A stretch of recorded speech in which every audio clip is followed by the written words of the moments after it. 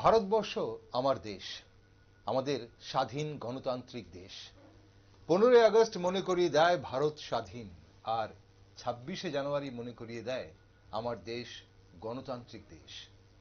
1947 সালে দেশ স্বাধীন হবার পর ডক্টর বি.আর. আম্বেদকরের নেতৃত্বে দেশের সংবিধান রচিত হয়।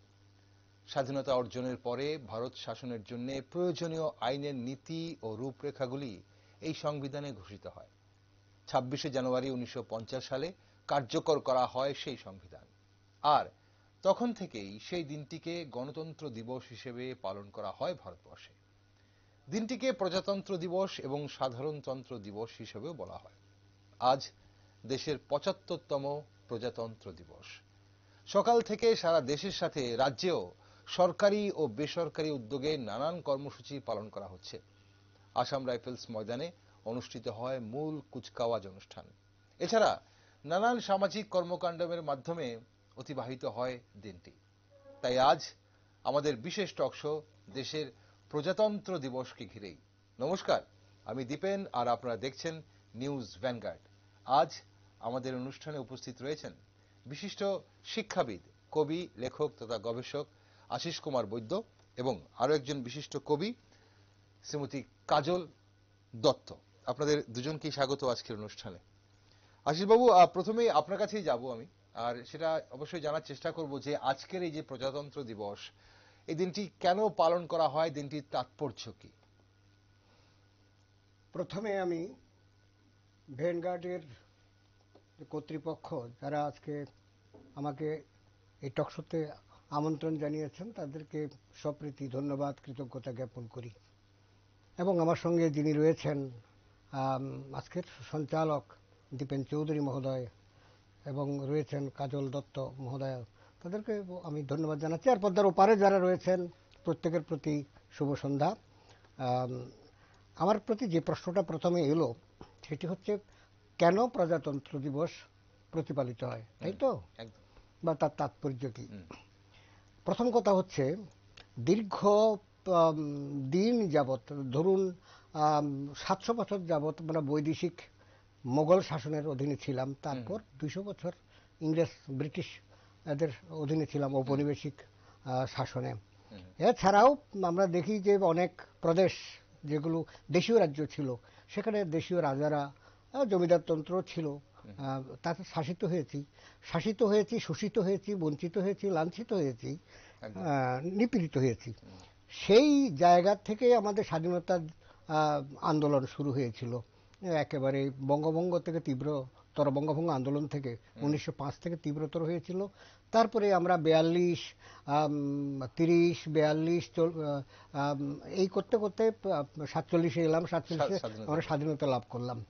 তো তারপরেই আমাদের স্বাধীনতা লাভ করার পরেই তো জানা যায় যে, মানে আমরা সকলেই জানি যে বিশ্বের সর্বত্রই যে স্বাধীন দেশের একটা নিজস্ব সংবিধান থাকতে হয়, যেই সংবিধানে বিচার ব্যবস্থা কিভাবে চলবে, শাসনতন্ত্র, শাসন বিভাগ কিভাবে চলবে, আইন বিভাগ কিভাবে চলবে, এগুলোর জন্য একটা রূপরেখা তৈরি করতে হয়। সেই রূপরেখা একেবারে মৌলিকভাবে, মানে অপরিবর্তনীয় আমরা যদিও বলি, মাঝে মাঝে এটাকে ধারা উপধারাগুলো চেঞ্জ করা যায়। সেই যাই হোক, যে গ্রন্থটি রচিত হয় যার দ্বারা আমাদের একেবারে নিচের নিম্ন কক্ষ, মানে নিচের কোর্ট থেকে সুপ্রিম কোর্ট পর্যন্ত ব্যাখ্যা বিশ্লেষণ তারা করার অধিকারী থাকে, অর্থাৎ প্রজাদের শাসন, প্রজাদের দ্বারা, প্রজাদের জন্য, of the people, by the people, for the people.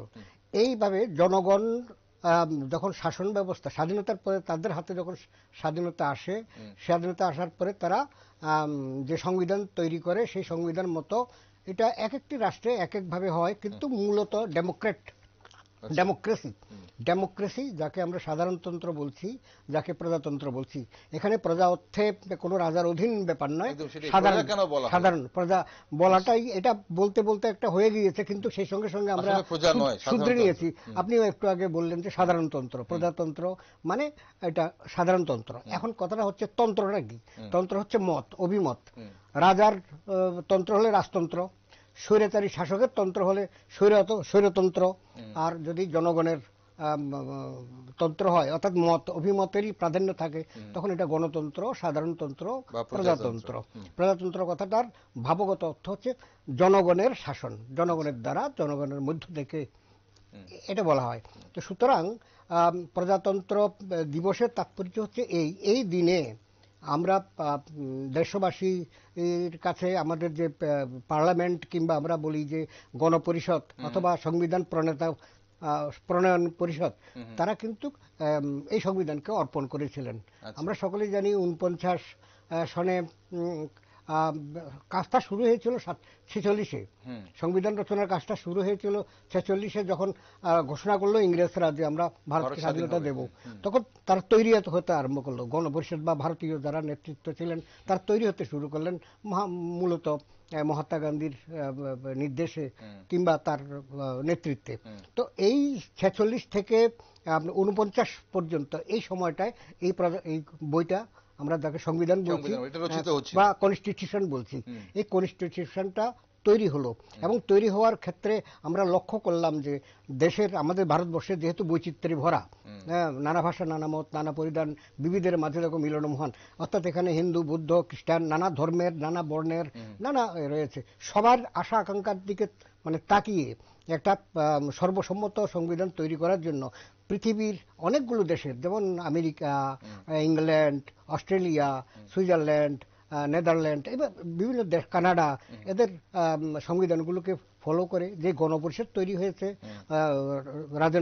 Doctor Rajendra Prasad, যিনি পরবর্তীকালে রাষ্ট্রপতি হয়েছিলেন, ভারতের প্রথম রাষ্ট্রপতি, তার নেতৃত্বে একটা সংবিধান কমিটি হয়েছিল।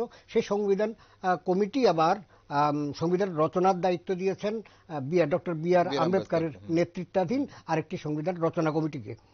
এইভাবে আমরা অনেক ধারা উপধারা নিয়ে, অনেকগুলো শিডিউল আছে 400-র উপরে বর্তমানে এখন তার ধারা। তো মৌলিক অধিকার, তার প্রিয়াম্বল অব দ্য কনস্টিটিউশন, প্রস্তাবনা, তারপরে সেখানে দিক নির্দেশিকা। প্রিয়াম্বল অব দ্য কনস্টিটিউশন হচ্ছে মূলত দিক নির্দেশিকা। তারপরে রয়েছে আপনার মৌলিক অধিকারগুলো, ফান্ডামেন্টাল রাইটসগুলো রয়েছে, ডাইরেক্টিভ প্রিন্সিপালগুলো। এগুলোর দ্বারা মূলত জনগণ যাতে নিজেদের দ্বারা জনপ্রতিনিধি নির্বাচন করে তাদের মাধ্যমে ক্ষমতা প্রয়োগ করতে পারে। বিভিন্ন স্বায়ত্তশাসিত সংস্থাগুলো, প্রদেশগুলো একটা ফেডারেল সিস্টেম এনে একটা বৈশিষ্ট্যমণ্ডিত আমরা একটা সংবিধান পেলাম। বলা হয় পৃথিবীর বৃহত্তম সংবিধান, যে সংবিধানে প্রজাদেরকে সর্বশক্তির উৎস বলা হয়েছে। তো প্রজাদের দ্বারা তৈরি, প্রজাদের জন্য তৈরি, প্রজাদের মধ্য থেকে নির্বাচিত প্রতিনিধির দ্বারা তৈরি এই সংবিধানের তাৎপর্য হচ্ছে আমাদের সমস্ত জাতি, বর্ণ নির্বিশেষে, ধর্ম নির্বিশেষে সকলের আশা আকাঙ্ক্ষাকে মর্যাদা দিয়ে, প্রত্যেকটি প্রদেশকে মর্যাদা দিয়ে, আঞ্চলিক বা স্বায়ত্তশাসিত সংস্থাগুলোকে মর্যাদা দিয়ে এই যে সংবিধানটি রচনা হয়েছে, আজকের দিনে এটা জাতির উদ্দেশ্যে 1950 খ্রিস্টাব্দের 26শে জানুয়ারি দিনটি গুরুত্বপূর্ণ। এই দিনে কার্যকর হয়েছে, আজকের থেকে কার্যকর হয়েছে। তৈরি হয়ে গিয়েছিল 49-এ, কিন্তু তারপরে ওই পার্লামেন্টে এটাকে পাশ করাতে হয়।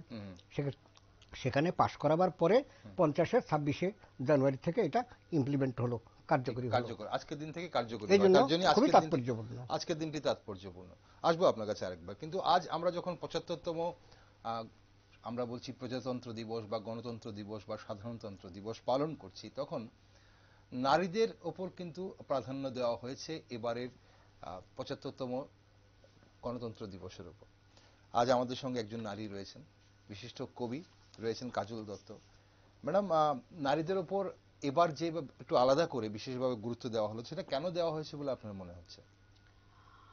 আচ্ছা, আমি প্রথমেই আজকে এরকম একটা বিশেষ গুরুত্বপূর্ণ দিনে আমাকে ভ্যানগার্ড থেকে ডাকা হয়েছে, সেজন্য আমি অনেক অনেক কৃতজ্ঞ। আর নারী শিক্ষা সম্বন্ধে বলতে গেলে, দেখুন, যে জাতি নারী শিক্ষাকে প্রাধান্য দেয় সে জাতি তত বেশি সে জাতি তত বেশি উন্নতি হয়, সেটা আমরা সবাই জানি। আর এই নারী শিক্ষাকে প্রাধান্য দেওয়ার জন্য আমাদের যে সরকার, ভারত সরকার আমাদের স্বাধীনতা অর্জনের পর থেকে বা সংবিধান রচনার পর থেকে নারীদের শিক্ষার উপর যেভাবে জোর দেওয়া হয়েছে, নারী শিক্ষা প্রসারের উন্নতি সাধনের জন্য সরকার যথেষ্ট সক্রিয়। আর এর সুফল আমরা দিন দিন আমরা নারীরা বিভিন্ন ক্ষেত্রে অনেক অগ্রগতি, অনেক সাফল্যের পরিচয় রাখছি। আজকে ভারতের নারীরা কিন্তু বিদেশেও পূজিতা, বিদেশেও ভারতের নারীরা স্ব ক্ষেত্রে অনেক প্রতিভার ছাপ রাখছেন। তো এর পুরোটাই অবশ্যই ভারত সরকারের কি বলবো, ভারত সরকারের প্রচেষ্টা, ভারত সরকারের নারী শিক্ষার প্রতি জোর দেওয়া। তো এখন ধরুন আমরা নারী শিক্ষা প্রসারের জন্য বিভিন্ন সরকারের বিভিন্ন স্কিম, মানে আপনার ধরুন এই যে ধরুন ৭৫তম গণতন্ত্র দিবসে নারী শক্তির উপর যে প্রাধান্য দেওয়া হয়েছে, এটার মানে কেন মনে হচ্ছে যে ভারতবর্ষের নারীরা প্রথম থেকেই সর্বশক্তিমান তার জন্যে, নাকি কোনো জায়গায় নারীদের যতটা শক্তি নারীদের আছে সেটাকে গ্রহণযোগ্যতাটা কোনো একটা জায়গায় মনে হচ্ছে কম দেওয়া হচ্ছে তার জন্য বলে আপনার মনে হচ্ছে? তার জন্য নারী শক্তিদের এই প্রাধান্য দিতে হচ্ছে এখন? নারী শিক্ষার প্রাধান্য তো প্রথম থেকেই ছিল, প্রথম থেকেই নারী শিক্ষার উপর জোর দেওয়া সরকারের উদ্দেশ্য ছিল। তো এখন এর যে নারী শিক্ষার উপরে জোর দেওয়ার যে সরকারের পক্ষ থেকে যে আপনার বিভিন্ন যে নারী যে আপনার অবৈতনিক বা বিভিন্ন আপনার সুযোগ সুবিধা প্রদান করা, ধরুন চাকরি ক্ষেত্রে বা আপনার সব ক্ষেত্রেই বলছি, নারী শিক্ষার উপর সরকারের তো আগেও ছিল, মানে এখনো আছে আপনি বলছেন? মানে এখন তো অনেক বেড়েছে, আগের থেকে দিন দিন বাড়ছে। আর সরকার এটা ঘরে ঘরে পৌঁছে দিতে পেরেছেন যে নারী শিক্ষার সফলতা, নারী শিক্ষার প্রয়োজনীয়তা, সেটা যে ঘরে ঘরে পৌঁছে দিতে পেরেছেন সরকার, এটা সরকারের কৃতিত্ব। এবং আমরা আজকে নারীরাও এই ব্যাপারে অনেক সচেতন হয়েছেন, নারীদের অভিভাবকগণরাও অনেক সচেতন হয়েছেন যে নারী শিক্ষার খুবই জরুরি, নারী শিক্ষা খুবই জরুরি। তার জন্য এবার হয়তো প্রাধান্য দেওয়া হয়েছে নারীদের, নারী শক্তিকে প্রাধান্য দেওয়া হয়েছে এবার ২৬শে জানুয়ারি অর্থাৎ প্রজাতন্ত্র দিবসে একটু বিশেষভাবে। আসবো আপনার কাছে ম্যাডাম আরেকবার। ২৬শে জানুয়ারিতে কেন প্রজাতন্ত্র দিবস পালন করা হয়? ২৬শে জানুয়ারিতে সেটা আমাদের সংবিধান গ্রহণ করা হয়েছিল, সেই সংবিধান কার্যকর হয়েছিল ২৬শে জানুয়ারি ১৯৫০ সালে, কিন্তু সেই দিনটাকেই কেন বেছে নেওয়া হলো? ইতিহাসে সেই দিনটার কোনো আলাদা তাৎপর্য আছে কি না? নিশ্চয় আছে, নিশ্চয় আছে। প্রথম কথা হচ্ছে ১৯৩০ খ্রিস্টাব্দে কংগ্রেস ওয়ার্কিং কমিটি এই ২৬শে জানুয়ারি তারা স্বাধীনতা দিবসটা ঘোষণা করে। স্বাধীন তো আমরা বলছি ১৯৪৭-এ ১৫ই আগস্ট আমরা স্বাধীনতা পেয়েছি, আমরা সকলেই জানি। কিন্তু এটাও আমাদের মনে রাখতে হবে ১৯৩০ খ্রিস্টাব্দের ২৬শে জানুয়ারি গান্ধীজির নেতৃত্বে যে কংগ্রেসের যে ওয়ার্কিং কমিটি একটা মিটিং গিয়েছিল, মানে একটা সিদ্ধান্ত হয়েছিল, তাতে জাতিকে উজ্জীবিত করার জন্য, স্বাধীনতা লাভের জন্য তৈরি করার জন্য, মানসিকভাবে উজ্জীবিত করার জন্য বলা হয়েছিল এইখানে যে প্রস্তাবে যে 26শে জানুয়ারি আমরা স্বাধীনতা দিবস পালন করব, এবং প্র্যাকটিক্যালি এমনও হয়েছে 1949 খ্রিস্টাব্দ পর্যন্ত। 50 খ্রিস্টাব্দে তো আমরা মানে প্রজাতন্ত্র দিবস ঘোষণা করলাম 26শে জানুয়ারি। দেখবেন বারবার 26শে জানুয়ারি কথাটা আসছে।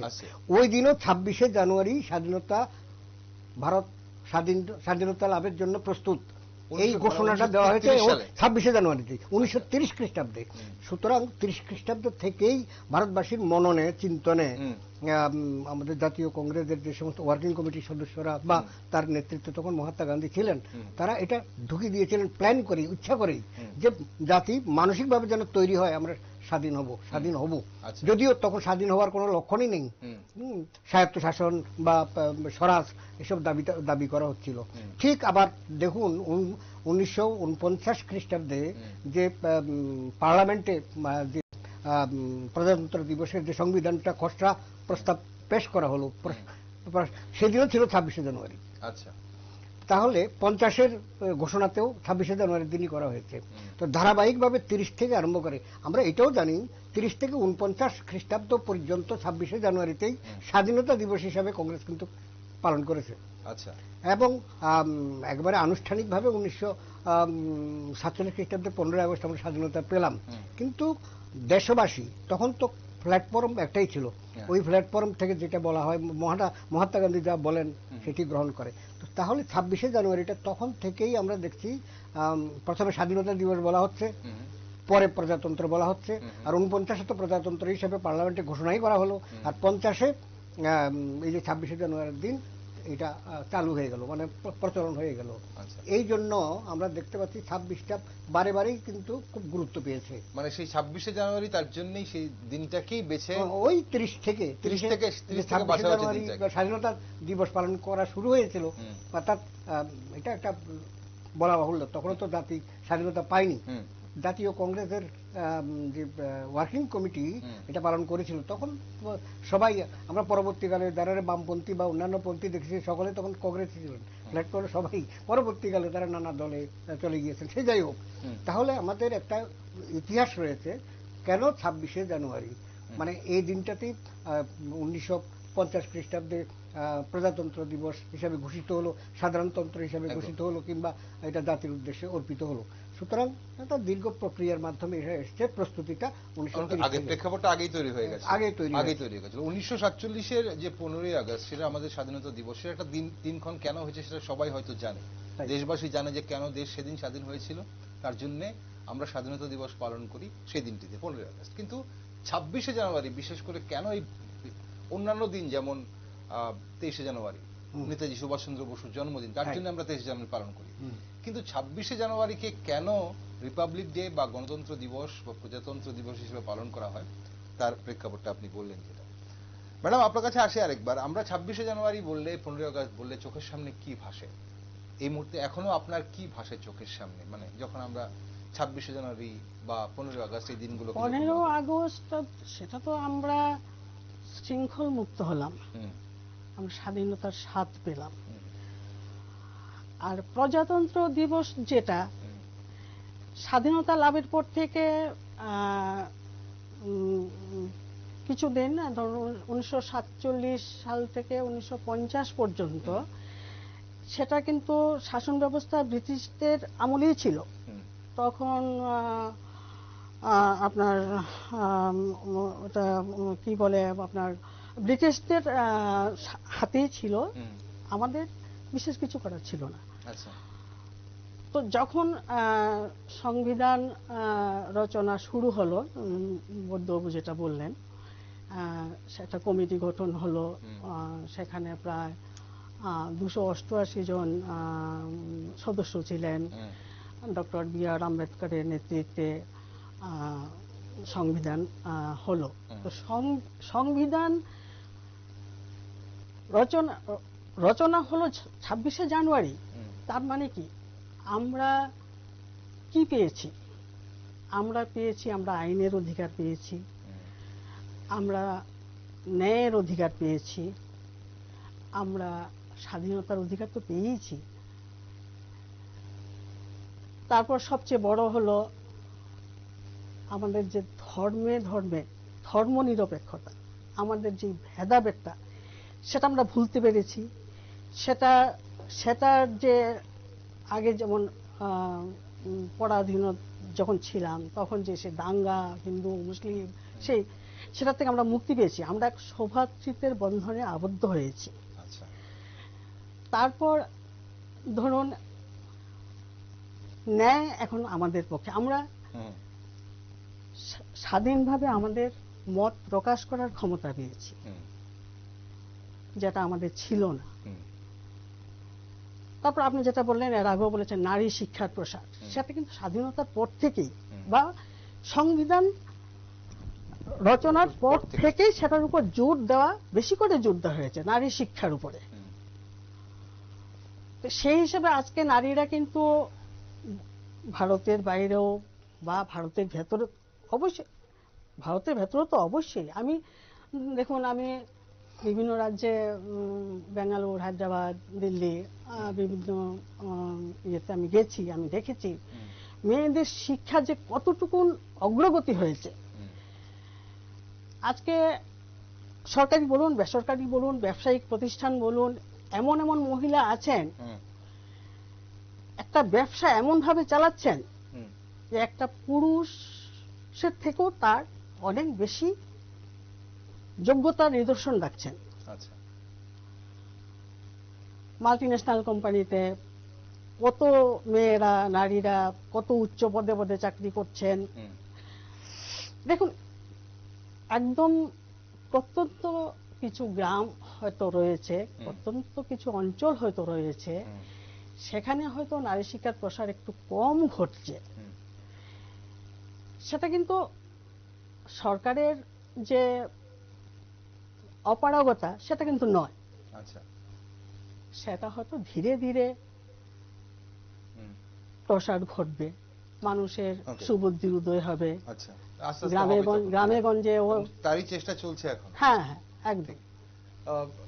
ডক্টর বৈদ্য, এই যে প্রজাতন্ত্র দিবসের বার্তা আমরা যদি ভাবি, যে সে অর্থে যদি ভাবি, যেটা যে প্রজাতন্ত্র দিবস বা স্বাধীনতা দিবস, এই যে বিশেষ দিনগুলো, এগুলো কি সকালবেলা আমরা ফ্ল্যাগ হোয়েস্টিং করলাম, তারপর কিছু দেশাত্মবোধক গান শুনলাম, একটা দুটো সামাজিক কাজকর্ম করলাম, এটাই কি আমাদের বার্তা, প্রজাতন্ত্র দিবসের বার্তা বা স্বাধীনতা দিবসের বার্তা থাকে?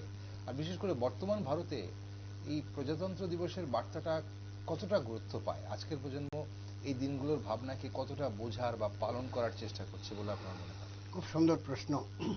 দেখুন, আমাদের যে প্রিএম্বল অফ দ্য কনস্টিটিউশনের কথা বলছিলাম, সমস্ত সংবিধানের সারবস্তু নির্যাস আমাদের প্রিএম্বল অফ দ্য কনস্টিটিউশন বা প্রস্তাবনার মধ্যে রয়েছে। এখানে একটা বার্তা আছে, আমি এরপরে আপনার আসল জায়গাতে চলে আসবো। এখানে কি বলা হয়েছে প্রিএম্বল অফ দ্য কনস্টিটিউশনে?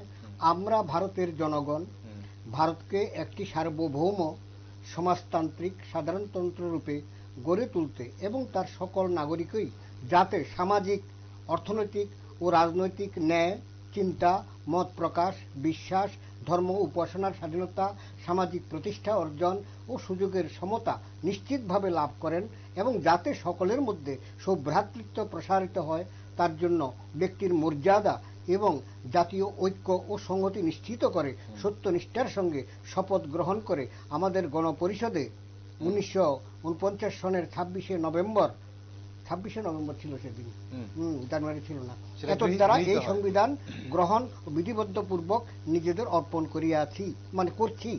এখন এই কথাগুলো ছিল, কিন্তু ওই আগেই বলেছি 1950 সালের 26শে জানুয়ারি সংবিধান কার্যকর হয়েছে। এখন আপনি যে কথাটা কার্যকর হয়েছে 1950-এর 26শে জানুয়ারি, তাই, আর 26শে নভেম্বর 1949 পাস হয়েছে, কারণ পার্লামেন্টে যারা রয়েছেন তাদের তো অনুমতি লাগবে, না হলে তো এটা হয় না। তার ওই দিনেই রাষ্ট্রপতি ডক্টর রাজেন্দ্র প্রসাদ তিনি স্বাক্ষর করেছেন এটাতে। এবার আপনি যে প্রশ্নটা করেছিলেন, সে প্রশ্নটা কি ছিল? আমার প্রশ্ন ছিল যে প্রজাতন্ত্র দিবসের যে বার্তাটা বর্তমান ভারতে সেটা কতটা গুরুত্ব পায় এবং আজকের প্রজন্ম সেই দিনগুলোর যে ভাবনাগুলো আপনি শুরুতে বলছিলেন, সেই ভাবনাগুলো কতটা বোঝার বা সেটা পালন করার চেষ্টা করে। হ্যাঁ, ঠিকই আছে। তাহলে আমাদের খানিকটা উত্তর এই প্রস্তাবনার মধ্যে আমরা পেয়ে গেছি। এখন একটু বিশ্লেষণের বিষয় রয়ে গেছে। প্রথম কথা হচ্ছে প্রজাতন্ত্র দিবসের বার্তাবলী, স্বাধীনতা দিবসের বার্তাবলী, একটা মেসেজ কিন্তু আছে, একটা বার্তা তো আছেই। প্রজাতন্ত্র দিবস আমরা যে পালন করি, আপনি একটু আগে বলছিলেন যে এটা পতাকা তোলা, কিছু লন্ডন বা বিস্কিট বিতরণ করা, কমলা বিতরণ করা, এই তারপরে সন্ধ্যাবেলায় পতাকাটা নামিয়ে নেওয়া, এটাই কি প্রজাতন্ত্র? Not that. আসলে প্রজাতন্ত্র দিবসে আমাদের স্মরণ করিয়ে দেয় আমাদের মৌলিক অধিকারগুলো কি, আমাদের মৌলিক কর্তব্যগুলো কি, দুটো জিনিস আমরা কতটা পালন করছি। আমাদের সরকার, কেন্দ্রীয় সরকার এবং রাজ্য সরকার সংবিধান অনুসারে, প্রজাতন্ত্র দিবস মানে সংবিধান দিবস, সেই অনুসারে চলছে কিনা, এবং আমরা আজকে কোথা থেকে কোথায় এসে পৌঁছেছি, অর্থাৎ সেই 50 থেকে আজকে এই যে 75তম, এই সময়ে আমরা কতটা এগোতে পারলাম, এই বিষয়ে ব্যাখ্যা, বিশ্লেষণ, অনুধাবন এগুলো করার জন্যই কিন্তু আমাদের মানসিকভাবে তৈরি থাকতে হবে। জন্য আজকে এই কারণেই আজকে ভ্যানগার্ড একটা অনুষ্ঠানের আয়োজন করেছে, টক শো। এখন দেখতে হবে যে 1950-এর ভারত কিন্তু এখন 2024-এ নেই। আমরা দেখেছি 1962 খ্রিস্টাব্দে চীন আমাদের একটা অংশ দখল করে নিয়েছে, আমরা আক্রান্ত হয়েছি।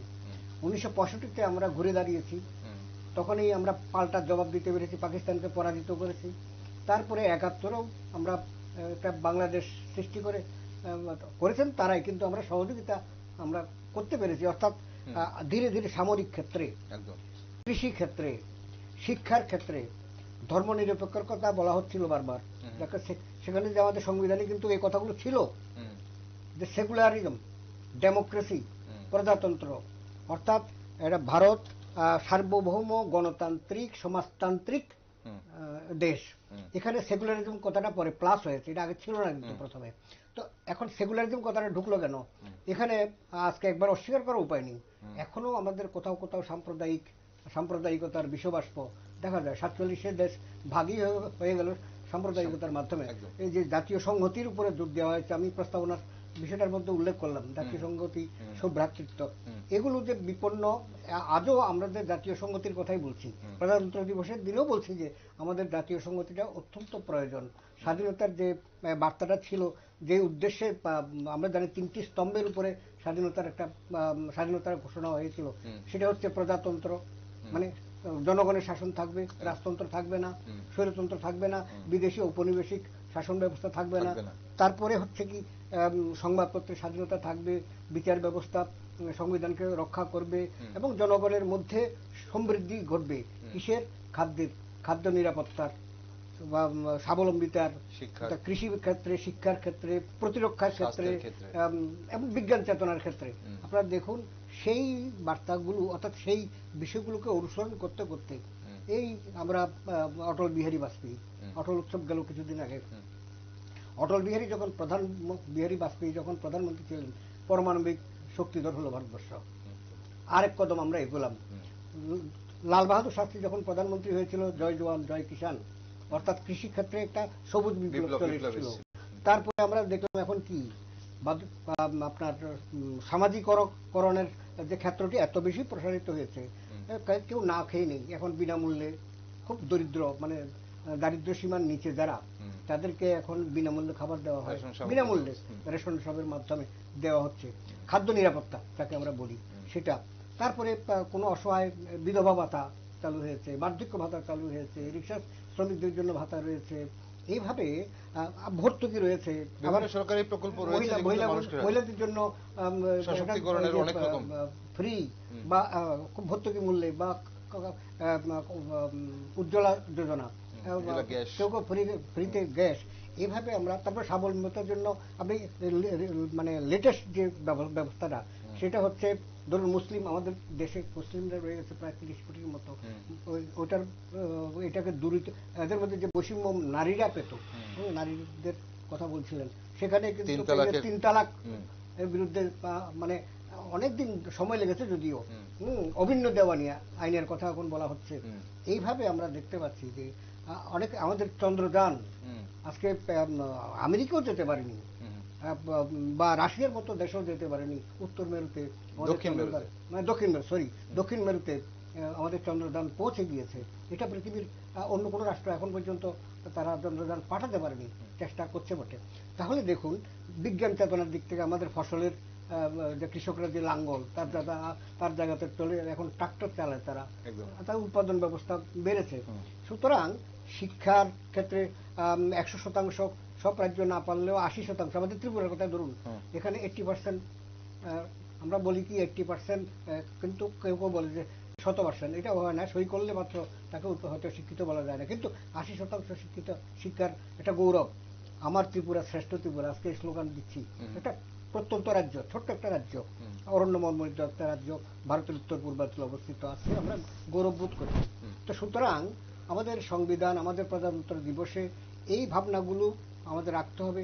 নতুন প্রজন্মের জন্য তো বটেই, নারীদের জন্য 50% রিজার্ভেশনের দাবি উঠেছে পার্লামেন্টে, হয়তো এটা 36% বা 35% হয়েছে, কিন্তু 33%। আর কিন্তু আমাদের ত্রিপুরায় 50% রিজার্ভেশন হয়ে গেছে পঞ্চায়েতের ক্ষেত্রে। পঞ্চায়েতের মেম্বাররা, প্রধানরা 50% হয়ে গেছে। মানে আস্তে আস্তে আমরা যে কিভাবে এখন এই যে দশকটা এখন চলছে, এটা দ্রুত এগোবার দশক। আচ্ছা, এবং আমরা দেখছি যে আমাদের যে সমস্ত মৌলিক অধিকারগুলো আছে, এগুলো অনেকগুলোই, একটু আগে হয়তো আপনি প্রশ্ন করলে আমি উত্তর দেবো মৌলিক অধিকারগুলো কি। তো এখন মৌলিক অধিকারের ক্ষেত্রে আমরা অনেক শক্ত জায়গাতে এসেছি, এখন যা খুশি তা করা যায় না। একটা সময় দেখতাম যে কেন্দ্রীয় সরকার ধরুন 300 ধারাটাতে 65 মতো নাকি 370 একটা ধারা প্রয়োগ করে দিত। তো এখন এটা পারে না, কারণ এরা জানে এটা ফেডারেল কান্ট্রি, এটা একটা যুক্তরাষ্ট্রীয় কাঠামোযুক্ত, এখানে 3টা তালিকা রয়েছে, কেন্দ্র তালিকা, একটা রয়েছে রাজ্য তালিকা, আর একটা যুগ্ম তালিকা। সুতরাং সংবিধান যেটা রচনা করা হয়েছিল, সেখানে তারা যেটা আশা করেছিলেন আমরা দেখতে পাচ্ছি সেটা রক্ষিত হচ্ছে। অর্থাৎ ফেডারেল সিস্টেমটাকে মানে কোনো মতে ভাঙা যাচ্ছে না, সুপ্রিম কোর্ট আঙ্গুল তুলছে বা পারা যাচ্ছে না। এটা কোনো সরকারও চিন্তা করছে না যে ওই রাজ্যটা এখন ইচ্ছা হয়েছে ভেঙে দিই। ফলে দেখা যাচ্ছে রাজনৈতিক ক্ষেত্রে আমাদের সচেতনতা অনেক বেড়েছে। আপনি দেখুন রাজনৈতিক ক্ষেত্রে বিভিন্ন দল, আমরা কোনো উল্লেখ করছি না, সব জায়গায় তরুণদের অংশগ্রহণ, আমাদের 18 বছর হলে ভোটারদের অংশগ্রহণ, কোনো কোনো রাজ্যে কম বেশ আছে, কিন্তু তারা বুঝতে পারছে। এইভাবে প্রজাতন্ত্র দিবসে আমরা এই বসে এটা ভাবছি যে কোথায় ছিলাম, কোথায় আমরা এসছি, আরো কোথায় যেতে পারি। এখন আরো উন্নততর ভাবনা আমাদের সামনে রয়েছে। এখন ভারতবর্ষকে বলা হচ্ছে বিশ্বগুরু, ভারতের প্রাইম মিনিস্টারকেও বলা হচ্ছে বিশ্বগুরু। অনেক জায়গাতে যেমন ইউক্রেন রাশিয়ার যুদ্ধ, কিংবা এদিকে ইসরায়েল বা প্যালেস্টাইনের যুদ্ধ, ভারতকে এখন বলা হচ্ছে যে আপনারা ভারতবর্ষে আসুন, একটু মিলিয়ে দিন বা সমস্যার সমাধানে অভিভাবকের ভূমিকা নেই, একটু অভিভাবকের ভূমিকা নেই। এটা কত বড় কথা, এটা মানে এটার গুরুত্ব কত। কিভাবে দেখছেন ম্যাডাম? আসবো আপনার কাছে, আপনার কাছে ম্যাডাম, আপনি কিভাবে দেখছেন এটা, এই যে প্রজাতন্ত্র দিবসের যে ভাবনাগুলো, সে আজকের প্রজন্ম সেটাকে কতটা বোঝার চেষ্টা করছে বা পালন করার চেষ্টা করছে, আপনার কি মনে হয়? বোঝার তো চেষ্টা করছে, সেটা তো অনস্বীকার্য, আমরা স্বীকার করবই। কারণ ওই আপনি যেটা বললেন শিক্ষা, সেটা নারী শিক্ষাই হোক বা পুরুষ শিক্ষাই হোক, শিক্ষার হার যত বৃদ্ধি পাচ্ছে আমাদের মধ্যে, আমাদের সচেতনতাও ততটাই বৃদ্ধি পাচ্ছে। আমরা বুঝতে পারছি যে সংবিধান কি নিয়ে রচিত, সংবিধানের মূল উদ্দেশ্য কি, সেটা আমরা যত এগুচ্ছি, যত দিন যাচ্ছে আমরা বুঝতে পারছি, এবং সেটা আমরা যথেষ্ট সম্মানের সাথে, শ্রদ্ধার সাথে আমরা সেটা পালন করার চেষ্টাও করছি। আমাদের মধ্যে সৌভ্রাতৃত্বের বন্ধন দৃঢ় হচ্ছে। তারপর আপনার যেমন ধরুন আপনি বললেন নারী শিক্ষার প্রসার তো ছিলই, নারী নিরাপত্তা, নারীদের যে নিরাপত্তা, সেটা এখন আমরা নারীরা কতটা স্বাধীন হয়েছি। আমি এমনও দেখেছি ধরুন বেঙ্গালোর, হায়দ্রাবাদ, রাত্রি 2টো, 2:30, 3টে নারীরা নিজেরা ড্রাইভ করে চলে আসছে, অফিস থেকে ক্যাব বুক করে চলে আসছে। মহিলা শ্রমিকদের দেখছি রাত্রি 10টা, 11টা হেঁটে হেঁটে দল বেঁধে যাচ্ছে। নিরাপত্তাহীনতাটা কিন্তু অনেকটাই কেটেছে। একদম। ওকে ডক্টর বৈদ্য, এই যে আমাদের প্রজাতন্ত্র দিবসের দিন দিল্লির কর্তব্য পথে হোক বা আমাদের রাজ্যে হোক, এই যে কুচকাওয়াজ হয়, এই যে প্যারেড হয়, বিশেষ করে রাজধানীর দিল্লির কর্তব্য পথে যে প্যারেড হয়, সেই প্যারেডে আমরা দেখি বিভিন্ন মানে কুচকাওয়াজ দেখি আমরা সেখানে, সাংস্কৃতিক অনুষ্ঠান থেকে শুরু করে অনেক কিছু দেখি। এখন সেই প্যারেড কিভাবে গুরুত্বপূর্ণ, সারা বিশ্বকে এই প্যারেড কি বার্তা দেয়? খুবই সুন্দর প্রশ্ন। একটু আগে একটা সংশোধনের প্রয়োজন হয়েছে। আমরা 370 ধারা বলছিলাম, সেটা অন্য একটা জিনিস। অ্যাকচুয়ালি যে একটা রাজ্য সরকারকে যে বিশেষ বিশেষ কতগুলো কারণে রাষ্ট্রপতি শাসন যে করা হয়, সেটা হচ্ছে 356 ধারা। 56টা জায়গাতে হয়তো 370 বলেছি, সেটা অন্য জিনিস। 370 জন্য ওই কাশ্মীরে প্রয়োগ হয়েছিল, যেটা অভিন্ন, মানে সমস্ত রাজ্যের মর্যাদা একই থাকবে। আর আপনার এই প্রশ্নের উত্তর হচ্ছে সেটি হচ্ছে আমাদের প্যারেড যেটি বলছেন, শুধু প্যারেডটা প্যারেড না, শুধু প্যারেড মাত্র দেখলে ভুল হবে না। সেখানে 3টা দিক রয়েছে। একটা হচ্ছে রাষ্ট্রের যে সামরিক শক্তির প্রদর্শন। আপনি জানেন সেদিন পৃথিবীর বহু রাষ্ট্রকে নিমন্ত্রণ করা হয়, আমন্ত্রণ করা হয় রাষ্ট্রপ্রধানকে, বিশেষ করে একজনকে প্রধান অতিথি হিসেবে আমন্ত্রণ করে আনা হয় প্রতি বছর বদলে বদলে, এক এক বছর এক একজন। সেই প্যারেড দিয়ে একটা যে কোনো রাষ্ট্রপ্রধানরা বা ভারতের যে সমস্ত আমন্ত্রিত অতিথিরা বা জনগণও, প্রচুর লক্ষ লক্ষ জনগণ তো দুই পাশে হয়, তারা দেখতে পায় যে সামরিক কুচকাওয়াজের মধ্যে কি থাকছে, কতগুলো ট্যাবলো থাকছে। এক একটি রাজ্য তাদের প্রতিনিধিত্বমূলক ট্যাবলো নিয়ে যাচ্ছে। সেই ট্যাবলো থাকছে সামরিক বাহিনী, আধা সামরিক বাহিনী, এবং কি এনসিসি পর্যন্ত, স্কুল ক্যাডেট, এনসিসি ক্যাডেট, মহিলাদের বাহিনী, যেটা লেডিস বাহিনী বা মহিলা, ওরা বা পুলিশ বাহিনী, বিভিন্ন রকমের বাহিনী কিন্তু থাকে। কামান থাকে, বিভিন্ন ধরনের অস্ত্র, যে রাফাল টাফাল মনে করুন, মানে এই বিভিন্ন ধরনের আর্টিলারি এসব থাকে। মানে অস্ত্র ভান্ডার কেমন আছে আমাদের, সবগুলো দেখানো যায় না, প্রয়োজনও নেই। বিপজ্জনক অস্ত্রগুলো তো রাস্তায় আনা হয় না, যেমন পারমাণবিক বোমাটা তো আনা হবে না। কিন্তু যেগুলো দেখানো সম্ভব এগুলো দেখা হয়। তো দেশবাসী তাদের মাধ্যমে টিভিতে সম্প্রচারিত হয়, লাইভ টেলিকাস্ট হয়, দেখতে পারে তাদের কুচকাওয়াজ ঢংটা। অন্যান্য রাষ্ট্রের মিলিটারির সঙ্গে আমরা কতটা পিছিয়ে আছি, কি এগিয়ে আছি না সমানতালে আছি, এটা বোঝা যায়। আমাদের অস্ত্র ভান্ডার কেমন আছে, মনোবল কেমন, এই কুচকাওয়াজের মাধ্যমে আমাদের সৈনিকদের মনোবল, যেটা তাদের বডি ল্যাঙ্গুয়েজ যাকে বলি আমরা, তারা কথা হয়তো নাও বলতে পারে, বডি ল্যাঙ্গুয়েজে বুঝিয়ে দেয় যে তাদের মনোবল কেমনটা আছে। ট্যাবলো ভারতের, যেমন ত্রিপুরা গেল একটা ট্যাবলো রিয়াং হজাগিরি নৃত্য নিয়ে বা বিভিন্ন জিনিস নিয়ে, একটা টঙ্গ নিয়ে, তাহলে ত্রিপুরার একটা আইডেন্টিটি, কৃষ্টি সংস্কৃতির একটা আইডেন্টিটি। তারপর নাচ থাকে, শুধু প্যারেড থাকে না, নাচ থাকে, বিভিন্ন উড়িয়া নৃত্য বা হজাগিরি নৃত্য ত্রিপুরা থেকে যায়, কিংবা বাইরে থেকে মাদ্রাজি নৃত্য, কিংবা ওই আমরা বলি যে রাজস্থানী নৃত্য, কিংবা পাঞ্জাবি যে ভাংরা নৃত্য। সুতরাং বিভিন্ন ধরনের নৃত্যের ব্যবস্থা, নাচতে নাচতে যাচ্ছে তারা। কাশ্মীর থেকে টিম আসে, কাশ্মীরি মেয়েরা আসে বা ছেলেরা, এখানে বেশিরভাগ মেয়েরা দেখি, কাশ্মীরি মেয়েরা তাদের ঢঙে, তাদের একটা আলাদা সুর আছে গানের, সেই সুরে তালে যায়। তাহলে প্রজাতন্ত্র দিবসের প্যারেড যেটা ত্রিপুরাতে হয়, সেখানেও একই দৃশ্য। অতটা সম্ভব নয়, কেন্দ্রীয় সরকার যেটা পারে, রাজ্য সরকার তো অতটা হয়তো পারে না, কিন্তু তার একটা ধরন প্রায় একরকম। আজকে 26শে জানুয়ারি বিভিন্ন জায়গায়, ব্লকে বা স্কুলে কিংবা শিক্ষা প্রতিষ্ঠানে, কলেজে, কিংবা আমরা বলবো সরকারি বেসরকারি বা প্যারেড গ্রাউন্ডে প্রধান অনুষ্ঠানটা যেটা হয়, এগুলো আমাদের জাতি কোন দিশায় এগিয়ে যাচ্ছে সেই দিশাটাকে খানিকটা পরিষ্কার করার, সবটা না পারা গেলেও আমরা আন্দাজ করতে পারি যে আমাদের যেমন মানে টেবিলতে কৃষকরা থাকছে, হরিয়ানার কৃষকদের নিয়ে একটা তাদের সাজ সরঞ্জাম নিয়ে, ধান পাট নিয়ে ইত্যাদি নিয়ে টেবিল একটা সাজিয়ে নিয়েছে। অর্থাৎ কৃষিতে, সামরিক দিক থেকে, সাংস্কৃতিক দিক থেকে, অর্থনৈতিক দিক থেকে, এটাতে মহিলা ক্ষমতায়ন, যেটা নারী ক্ষমতায়ন, সেটাও প্রদর্শিত হয়। তার জন্য টেবিল থাকে নারী ক্ষমতায়ন। আজকে এই দিনে রাষ্ট্রপতি বিশেষ বিশেষ ক্ষেত্রে যারা কৃতিত্বের অধিকারী, বাল পুরস্কার কিংবা পদ্মভূষণ, পদ্মবিভূষণ, কিংবা এই ধরনের যারা পুরস্কার, মানে মেডেল, সামরিক ক্ষেত্রে যারা বিশেষ কৃতিত্ব দেখিয়েছে, অর্থাৎ এই ধরনের পুরস্কার দেওয়ারও ব্যবস্থা আছে। রাষ্ট্রপতি এমন দিনে স্বাধীনতা দিবসের দিন দেন। তো সার্বিকভাবে আমি দেখছি যে একটা বৈচিত্র্যমণ্ডিত আকর্ষণীয় প্যারেড দিল্লিতে হয়। লালকেল্লায় প্রধানমন্ত্রী যে ভাষণ দেন, সেই ভাষণে ফুটে উঠে সারা দেশের যে আরতি বা সারা দেশের বক্তব্য বা সারা দেশের মানুষের আশঙ্কা বা আগামী দিনের দিশা, কোন দিশায় দেশ চলবে, প্রাইম মিনিস্টারের ভাষণে এটা আসে। এই প্রজাতন্ত্রের দিবসে।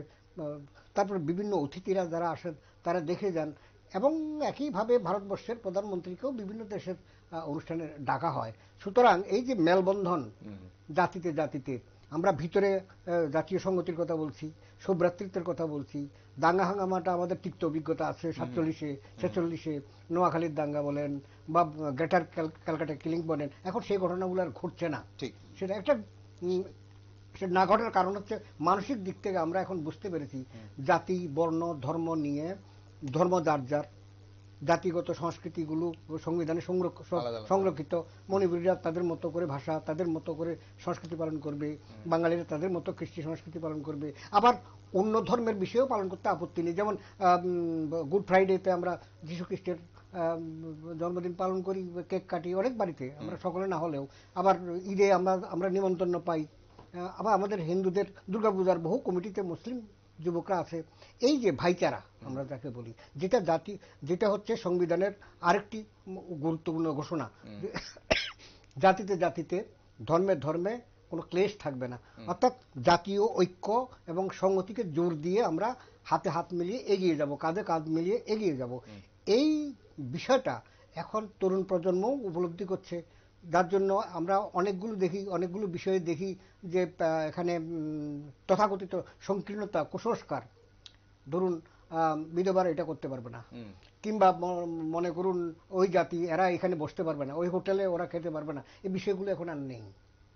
নির্দিষ্ট করে স্বাধীনতা, ব্যক্তি স্বাধীনতা, ব্যক্তি মত প্রকাশের স্বাধীনতা যেমন দেওয়া হয়েছে, ব্যক্তি আচরণের, পোশাক আশাক নিয়েও এটা বলা হচ্ছে। আজকে আমরা বাংলাদেশের প্রধানমন্ত্রীকে বলতে শুনি যে এই পোশাকে তো এটা তাবু তাবু মনে হয়, সমালোচনা হয়, হলেও তিনি যেটা বলেছেন সত্যি বলেছেন যে প্রয়োজনীয়তা আছে। একটা নারী স্বাধীনতা মানে কি, তার আপাদমস্তক ঢেকে রাখা তো, যাই হোক, এটা তাদের ব্যাপার, তাদের রাষ্ট্রের ব্যাপার, ধর্মের ব্যাপার। আমি আমাদের এখানে আসবো আপনার কাছে, আমি অনুষ্ঠানের সময় ফুরিয়ে যাচ্ছে, ম্যাডাম কাছে আরেকবার আসি। ম্যাডাম, এই বছর আমাদের যেটা ডক্টর বৈদ্য বলছিলেন যে একজন প্রধান অতিথি থাকেন এবং অন্যান্য রাষ্ট্রপ্রধানরা অতিথি হিসেবে থাকেন আমাদের এই প্যারেডে। ফ্রান্সের প্রেসিডেন্ট ইমানুয়েল ম্যাক্রো প্রধান অতিথি হিসেবে উপস্থিত ছিলেন এই বছর।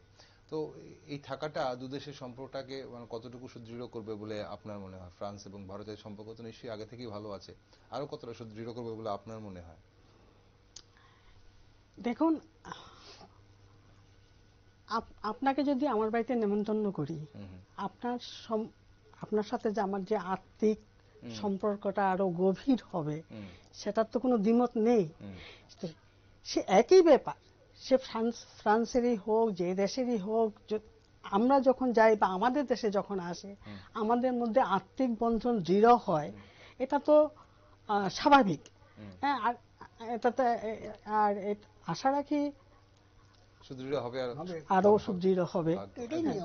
এটা বৈধ অনুষ্ঠানের সময় ফুরিয়ে গেছে। একটা শেষ প্রশ্ন আপনার কাছে। আপনি মৌলিক অধিকারগুলো বলবার জন্য চেয়েছিলেন আজ, সেটা তো অবশ্যই বলবেন। আর সঙ্গে বাস্তবে দৈনন্দিন জীবনে আমাদের যে রোজকার যে কাজকর্ম, তার মাধ্যমে দেশের স্বাধীনতার কারিগরদের আমরা কিভাবে সম্মান ও শ্রদ্ধা জানাতে পারি, আপনার কি মনে হয়? দেশের স্বাধীনতার কারিগর যারা, আজ আমরা প্রজাতন্ত্র দিবস পালন করছি, আজ আমরা স্বাধীন দেশের নাগরিক। একটা অত্যন্ত ভাইটাল কোশ্চেন যে আমরা কিভাবে আসলে তাদের স্বাধীনতা, তাদের ত্যাগ তিতিক্ষা, একদম তাদের, তারা ফাঁসি কাষ্টে ঝুলেছেন, তারা পুলিশের দ্বারা বা মিলিটারির দ্বারা গুলিবিদ্ধ হয়েছেন, কারাগারে গেছেন। আজকে কালাপানিয়া বা আমরা যদি বলি যে সেই আমাদের যে আন্দামানের যে সেলুলার জেল, অনেক কিছু ভেসে উঠে আমাদের চোখের সামনে। অকথ্য অত্যাচার তাদের উপর হয়েছে, যারা স্বাধীনতা সংগ্রামী, নানাভাবেই অকথ্য অত্যাচার হয়েছে, বর্বরোচিত অত্যাচার ব্রিটিশ শাসকগ্রস্ত এরা করেছেন। আমরা জানি কবিরা গেয়েছেন মুক্তির মন্দির সোপানতলে কত প্রাণ হলো বলিদান, লেখা আছে অশ্রু জলে, চোখের জলে লেখা আছে।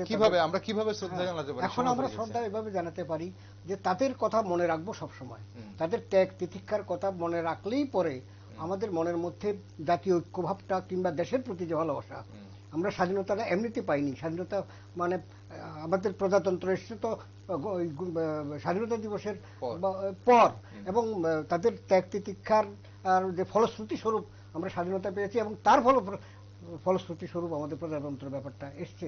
নাহলে তো আমরা ভাবতে পারতাম না, তারা যদি মানে আত্মদান না করতেন, যদি স্বাধীন না হতো, স্বাধীন না করতেন। ফলে আজকের এই দিনে সর্বাগ্রে তাদের কথা, বিনয় বাদল দীনেশ, ধরুন মহাত্মা গান্ধী, ধরুন বল্লভভাই প্যাটেল কিংবা রাজেন্দ্র প্রসাদ, এদের মাস্টারদা সূর্য সেন বা প্রীতিলতা ওয়েদ্দা বা কল্পনা দত্ত যোশী, এদের কথা যদি স্মরণ না করি তাহলে আমাদের এটা অকৃতজ্ঞতার একটা লক্ষণ হয়ে দাঁড়াবে। আর এদের কথা যদি সত্যি সত্যি মনে প্রাণে শ্রদ্ধার সঙ্গে মনে রাখি তাহলে আমাদের ইচ্ছাই হবে, আমাদের পথরেখাই এই হবে যে এরা যেই জন্য আমাদের স্বাধীনতার জন্য প্রাণ দিয়ে রক্ত দিয়ে আমাদের স্বাধীনতা এনে দিয়েছেন, তার মর্যাদা যাতে আমরা রক্ষা করতে পারি। এই মর্যাদা রক্ষা করার অভিপ্সাটা, ইচ্ছাটা, বাসনাটা তাদের ত্যাগের ফলে বা ত্যাগের যে উপলব্ধি, তারা যে ত্যাগ স্বীকার করেছিলেন, সংগ্রাম করেছিলেন, সেই উপলব্ধির দ্বারাই আমরা আগামী দিনে আরো দৃঢ় পদক্ষেপে এগোবার একটা প্রেরণা পাবো। স্বাধীনতা সংগ্রামীরাই আমাদের প্রেরণা, কারণ তারাই আমাদের পূর্বসূরি, তারাই আমাদের হাতে সেই যে অমৃত কুম্ভ স্বাধীনতা স্বরূপ সে তুলে দিয়েছেন। প্রজাতন্ত্র দিবস তার পশ্চাতে আমরা পেয়েছি। একদম। অসংখ্য ধন্যবাদ আপনাদের দুজনকে আজ আমাদের সঙ্গে থাকার জন্য। আজকের এই প্রজাতন্ত্র দিবসের যে বিশেষ আলোচনায় অনেকটি আলোকপাত করলেন আপনারা দুজন, ধন্যবাদ আপনাদেরকে। দর্শক বন্ধুরা, 1930 সালে এই দিনেই ভারতীয় জাতীয় কংগ্রেস ঔপনিবেশিক শাসন থেকে পূর্ণ স্বরাজ ঘোষণা করেছিল। দিনটি পূর্ণ স্বরাজ ঘোষণা চেতনাকে মুক্ত করে এবং স্বাধীনতার সংগ্রাম থেকে একটি গণতান্ত্রিক ও সার্বভৌম প্রজাতন্ত্র প্রতিষ্ঠার ধারাবাহিকতাকে নির্দেশ করে। আর আমরা এই যে ভাইয়ে ভাইয়ে হিংসার কথা, সেটা না কোনো ধর্মে বলা আছে, না আমাদের সংবিধানে বলা আছে।